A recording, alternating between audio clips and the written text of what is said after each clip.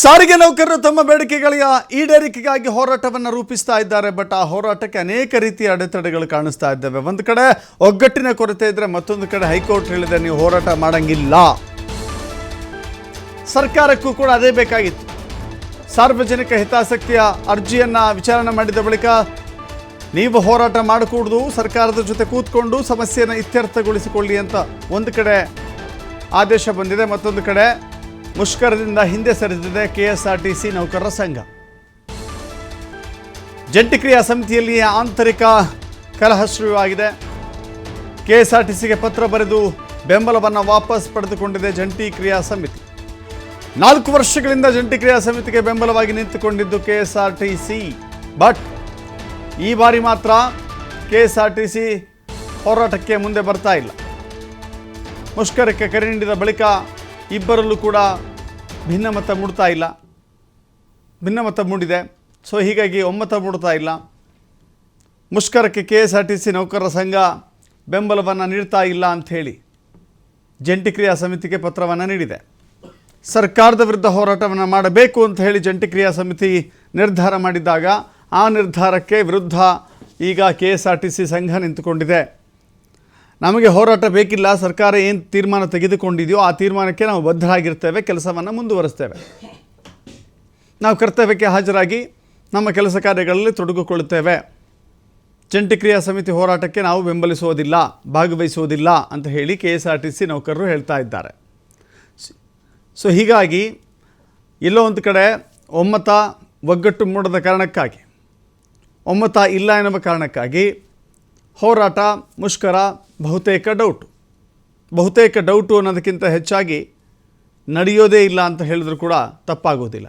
ಅದಕ್ಕೆ ಕಾರಣ ಅಂತ ಹೇಳಿದ್ರೆ, ಒಂದು ಕಡೆ ಹೈಕೋರ್ಟ್ ಸ್ಪಷ್ಟವಾಗಿ ಹೇಳಿದೆ ನೀವು ಮುಷ್ಕರವನ್ನು ಮಾಡೋ ಹಾಗಿಲ್ಲ, ಬಂದ್ ಮಾಡೋ ಹಾಗಿಲ್ಲ ಅಂಥೇಳಿ. ಮತ್ತೊಂದು ಕಡೆ ಸರ್ಕಾರ ಕೂಡ ಯಾರು ಹೋರಾಟಕ್ಕೆ ಭಾಗಿಯಾಗ್ತಾರೋ, ಹೋರಾಟದಲ್ಲಿ ತೊಡಗಿಕೊಳ್ತಾರೋ ಅಂಥವರ ವಿರುದ್ಧ ಕಠಿಣ ಕ್ರಮವನ್ನು ತೆಗೆದುಕೊಳ್ಳಬೇಕು ಅಂತ ಹೇಳಿ ಮುಂದಾಗ್ತಾ ಇದೆ. ಹೇಗೆ? ಎಸ್ಮಾ ಜಾರಿ ಮಾಡುವ ಮೂಲಕ ಒಂದು ಪ್ರಬಲ ಅಸ್ತ್ರವನ್ನು ಪ್ರಯೋಗ ಮಾಡ್ತೀವಿ ಅಂತ ಹೇಳಿ ಸರ್ಕಾರ ಮುಂದಾಗ್ತಾ ಇದೆ. ಸೊ ಹೀಗಿದ್ದಾಗ ಮುಷ್ಕರ ನಾನಾ ರೀತಿಯಲ್ಲಿ ಅದು ಅಡಚಣೆಗಳೇ ಜಾಸ್ತಿ ಕಾಣಿಸ್ತಾ ಇದೆ.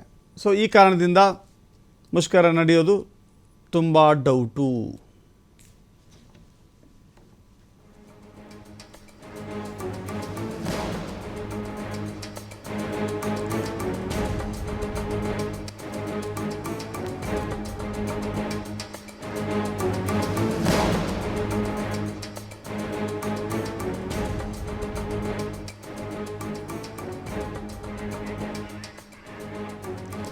ನೋಡಿ, ಅವರ ಬೇಡಿಕೆಗಳೇನು ಅಂತ ನಾವು ತೋರಿಸ್ತಾ ಇದ್ದೀವಿ.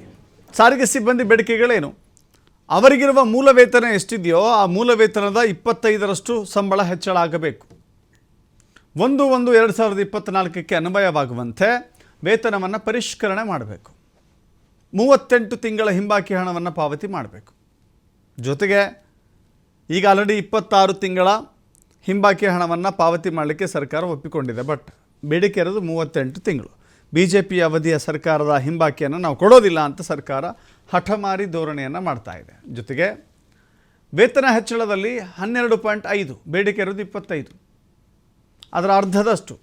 ಎಷ್ಟು ಬೇಡಿಕೆ ಇತ್ತು? 25% ಜಾಸ್ತಿ ಮಾಡಬೇಕು ಅಂತ ಬೇಡಿಕೆ ಇತ್ತು. ಸರ್ಕಾರ 12.5 ಸಂಬಳ ಹೆಚ್ಚಳ ಮಾಡಿ ಆದೇಶವನ್ನು ಮಾಡಿದೆ.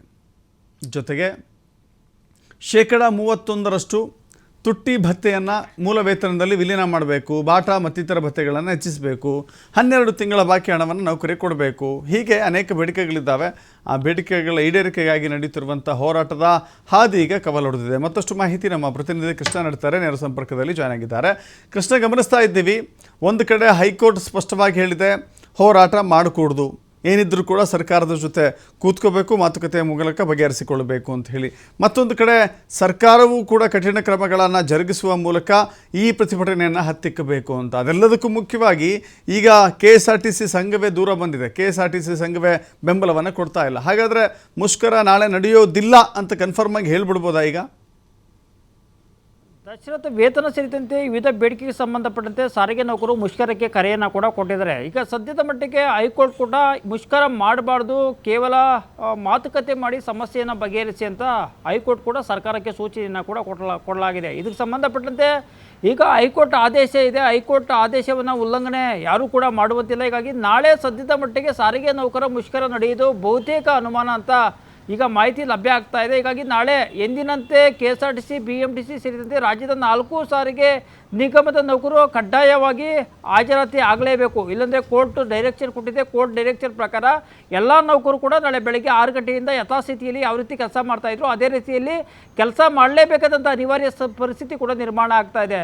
ವೇತನ ಸೇರಿ ವಿವಿಧ ಬೇಡಿಕೆಗೆ ಸಂಬಂಧಪಟ್ಟಂತೆ ಕಳೆದ ಕೆಲ ತಿಂಗಳು ಇದೇ ನೌಕರರು ಮುಷ್ಕರ ಮಾಡಿದಂಥ ಸಂದರ್ಭದಲ್ಲಿ ಕೂಡ ಹೈಕೋರ್ಟ್ ಕಟ್ಟುನಿಟ್ಟಿನ ಸೂಚನೆಯನ್ನು ಕೊಡುವಂಥ ಪ್ರಯತ್ನವನ್ನು ಮಾಡಿದ್ದು, ಜನರಿಗೆ ಸಮಸ್ಯೆ ಕೊಡುವಂಥ ಪ್ರಯತ್ನವನ್ನು ಮಾಡಿ ಸರ್ಕಾರ ಕೂಡಲೇ ನೌಕರ ಸಮಸ್ಯೆಗಳನ್ನು ಬಗೆಹರಿಸುವಂಥ ಪ್ರಯತ್ನವನ್ನು ಮಾಡಬೇಕು ಅಂತ ಈ ಹಿಂದೆ ಕಳೆದ ಕೆಲ ತಿಂಗಳ ಹಿಂದೆ ಇದೇ ಜಂಟಿ ಕ್ರಿಯಾ ಸಮಿತಿ ಕೊಟ್ಟಂಥ ಕರೆಗೆ ಸಂಬಂಧಪಟ್ಟಂತೆ ಮುಷ್ಕರ ಕೊಟ್ಟಂಥ ಮಾಡಿದಂಥ ಸಂದರ್ಭದಲ್ಲಿ ಕೂಡ 1 ದಿನಗಳ ಮುಷ್ಕರ ಮಾಡಿದಂಥ ಸಂದರ್ಭದಲ್ಲಿ ಕೂಡ ಸರ್ಕಾರಕ್ಕೆ ಹೈಕೋರ್ಟ್ ಕಟ್ಟುನಿಟ್ಟಿನ ಆದೇಶವನ್ನು ಮಾಡುವಂಥ ಪ್ರಯತ್ನವನ್ನು ಮಾಡಿದ್ದು. ತದನಂತರ ಸರ್ಕಾರ ನಾನಾ ರೀತಿಯ ಪ್ರಯತ್ನಗಳನ್ನು ಮಾಡುವಂಥ ಪ್ರಯತ್ನ ಮಾಡ್ತೇವೆ ವಿನಃ ಸಾರಿಗೆ ನೌಕರ ಬೇಡಿಕೆಗೆ ಸಂಬಂಧಪಟ್ಟಂತೆ ಇಲ್ಲಿವರೆಗೂ ಸ್ಪಂದಿಸುವಂಥ ಕೆಲಸವನ್ನು ಸರ್ಕಾರ ಮಾಡಿಲ್ಲ. ಕೇವಲ ಕಾರ್ಮಿಕ ಇಲಾಖೆ ಪ್ರತಿ ಬಾರಿ ಮುಷ್ಕರ ಮಾಡಿದಂಥ ಸಂದರ್ಭದಲ್ಲಿ ಕಾರ್ಮಿಕ ಇಲಾಖೆ ಮಧ್ಯಪ್ರವೇಶ ಮಾಡುತ್ತೆ, ಕೇವಲ ನೆಪ ಮಾತ್ರಕ್ಕೆ ಸಭೆ ಮಾಡುವಂಥ ಪ್ರಯತ್ನವನ್ನು ಮಾಡ್ತಾ ಇದ್ದೇವೆ ವಿನಃ ನೌಕರರ ಕೇಳಿದಷ್ಟು ಅವರ ಬೇಡಿಕೆಗಳನ್ನು ಈಡೇರಿಕೆ ಮಾಡುವಂಥ ಪ್ರಯತ್ನವನ್ನು ಸರ್ಕಾರ ಮಾಡ್ತಾ ಇಲ್ಲ, ಕಾರ್ಮಿಕ ಇಲಾಖೆ ಕೂಡ ಮಾಡ್ತಾ ಇಲ್ಲ. ಇವತ್ತು ನಾಳೆ ಮುಷ್ಕರಕ್ಕೆ ಕರೆ ಕೊಡುವಂಥ ಪ್ರಯತ್ನವನ್ನು ಸಾರಿಗೆ ನಿಗಮದ ಬಹುತೇಕ ಸಾರಿಗೆ ಸಂಘಟನೆಗಳು ಕೂಡ ಮಾಡುವಂಥ ಪ್ರಯತ್ನವನ್ನು ಮಾಡಿದೆ. ಆದರೆ ರಾಜ್ಯದ ಸಾರಿಗೆ ಇಲಾಖೆ ಉಸ್ತುವಾರಿ ಹೊತ್ತುಕೊಂಡಿರುವಂಥ ರಾಮಲಿಂಗಾರೆಡ್ಡಿಯವರು ಕೂಡ ತಲೆನೇ ಕೇಳಿಸ್ಕೊಳ್ಳುವಂಥ ಪ್ರಯತ್ನವನ್ನು ಮಾಡ್ತಿಲ್ಲ. ಸರ್ಕಾರ ಕೂಡ ಇವರ ಬೇಡಿಕೆಗೆ ಸಂಬಂಧಪಟ್ಟಂತೆ ಇಲ್ಲಿವರೆಗೂ ಸ್ಪಂದಿಸುವಂಥ ಪ್ರಯತ್ನ ಮಾಡ್ತಾ ಇಲ್ಲ. ನಾಳೆ ಮುಷ್ಕರಕ್ಕೆ ಕರೆ ಕೊಟ್ಟಿದ್ದಾರೆ. ತುಮಕೂರಲ್ಲಿ ಇವತ್ತು ಸರ್ಕಾರದ ಮಟ್ಟದ ದೊಡ್ಡ ಸಾಧನ ಸಮಾವೇಶ ಮಾಡುವಂಥ ಪ್ರಯತ್ನವನ್ನು ಮಾಡ್ತಾ ಇದೆ. ಹೀಗಾಗಿ ಸರ್ಕಾರ ಸಾರಿಗೆ ನೌಕರರ ಗೋಳನ್ನು ಆಲಿಸುವಂಥ ಪ್ರಯತ್ನವನ್ನು ಮಾಡ್ತಾ ಇಲ್ಲ. ನಾಳೆ ಮುಷ್ಕರ ಕರೆ ಕೊಟ್ಟಿದ್ದಾರೆ. ಹೀಗಾಗಿ ಅದಕ್ಕೆ ಪರ್ಯಾಯವಾಗಿ ಏನು ಮಾಡಬೇಕಂತ ಸರ್ಕಾರ ಕೂಡ ಪ್ರಯತ್ನ ಮಾಡ್ತಾ ಇಲ್ಲ. ಹೀಗಾಗಿ ಸಾಧನಾ ಸಮಾವೇಶದಲ್ಲಿ ಇಡೀ CM ಸಿದ್ದರಾಮಯ್ಯ ಸರ್ಕಾರ ಬ್ಯುಸಿಯಾಗಿದೆ. ಹೀಗಾಗಿ ಸಾರಿಗೆ ನೌಕರರು ಹಾಗೂ ಸರ್ಕಾರ ನಡೆಯುವಂಥ ಜಟಾಪಟಿ ಸದ್ಯಕ್ಕೆ ಮುಗಿಯುವಂಥ ಯಾವುದೇ ಲಕ್ಷಣ ಕಾಣ್ತಾ ಇಲ್ಲ. ಸದ್ಯದ ಮಟ್ಟಿಗೆ ಹೈಕೋರ್ಟ್ ಆದೇಶದ ಪ್ರಕಾರ ನಾಳೆ ಮುಷ್ಕರ ಬಹುತೇಕ ನಡೆಯೋದು ಅನುಮಾನ ಅಂತ ಗೊತ್ತಾಗ್ತಾ ಇದೆ. ಹೀಗಾಗಿ ಸದ್ಯದ ಮಟ್ಟಿಗೆ ರಾಜ್ಯದ 1 ಕೋಟಿ ಪ್ರಯಾಣಿಕರಿಗೆ ಒಂದು ಬಿಗ್ ರಿಲೀಫ್ ಅಂತ ನಿಜಕ್ಕೂ ಭಾವಿಸಬೇಕಾಗುತ್ತೆ. ನಾಳೆ ಯಥಾಸ್ಥಿತಿ BMTC ಬೆಂಗಳೂರಲ್ಲಿ ಸಂಚಾರ ಮಾಡ್ತಿರುವಂಥ BMTC ಬಸ್ ಸಂಚಾರ ಯಥಾಸ್ಥಿತಿ ಇರುತ್ತೆ.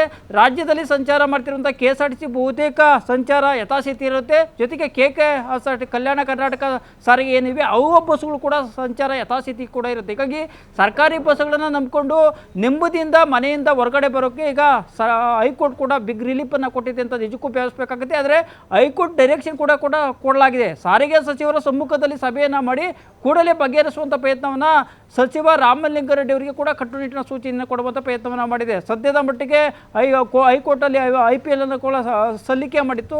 ಈ ಸಲ್ಲಿಕೆ ಮಾಡಿದಂಥ ಸಂದರ್ಭದಲ್ಲಿ ಕೂಡ ಸರ್ಕಾರಕ್ಕೆ ಈಗ ಡೈರೆಕ್ಷನ್ ಕೊಡುವಂಥ ಪ್ರಯತ್ನವನ್ನು ಮಾಡಿದೆ. ಹೀಗಾಗಿ ಇನ್ನಾದರೂ ಹೈಕೋರ್ಟ್ ಆದೇಶದ ಪ್ರಕಾರ ಸರ್ಕಾರ ಸಾರಿಗೆ ನೌಕರ ಬೇಡಿಕೆಗಳನ್ನು ಈಡೇರಿಕೆ ಮಾಡುವಂಥ ಪ್ರಯತ್ನವನ್ನು ಮಾಡುತ್ತಾ ಕೇವಲ 12.5% ವೇತನವನ್ನು ಹೆಚ್ಚಳ ಮಾಡಿ ಸರ್ಕಾರ ಸೈಲೆಂಟ್ ಆಗುವಂಥ ಪ್ರಯತ್ನವನ್ನು ಮಾಡಿದ್ದಾರೆ.